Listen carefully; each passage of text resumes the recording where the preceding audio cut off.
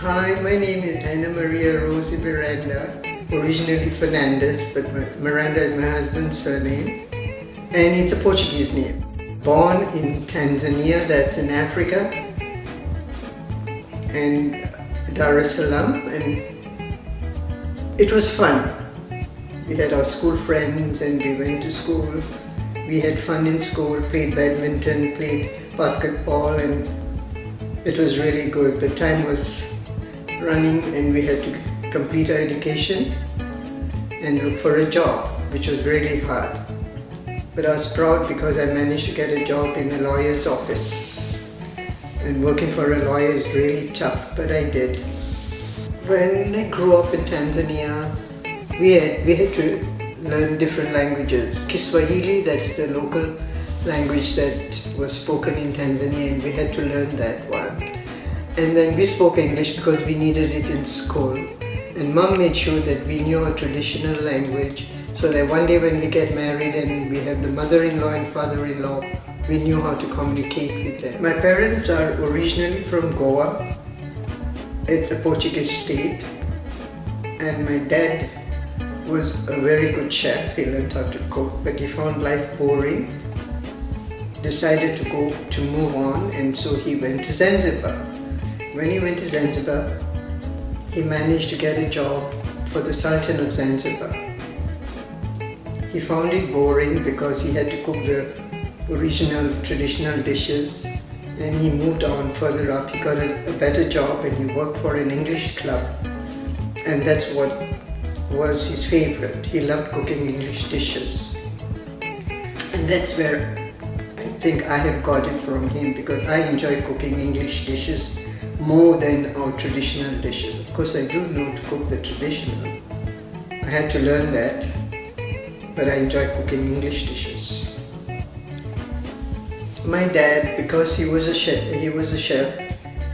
he always dreamt of opening his own restaurant.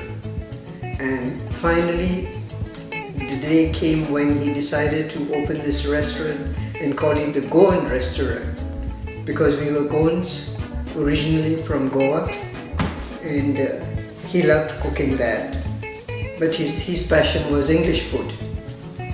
But he did cater for the Goans. He cooked all the usual rice and the curry and the fish and whatever they wanted, and whenever they asked him for some special dishes, he made sure he cooked it for them. And that's where I butt in to help Dad do these dishes, because I knew one day it would help me how to learn to cook.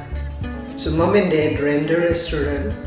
I tried to help them with the accounts and whatever.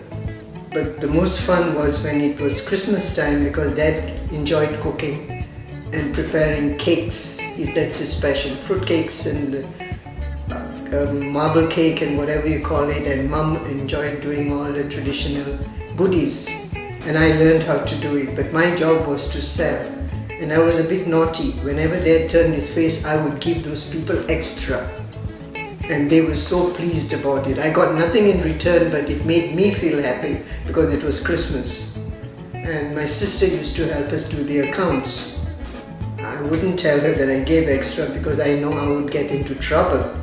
But you know, it's Christmas and Christmas means giving, so I gave them extras. And these people were so grateful that until today they remember me. They say, "Oh, we know who you are, Goan Restaurant's daughter, the one who gave us extra goodies." And I'm so proud of that.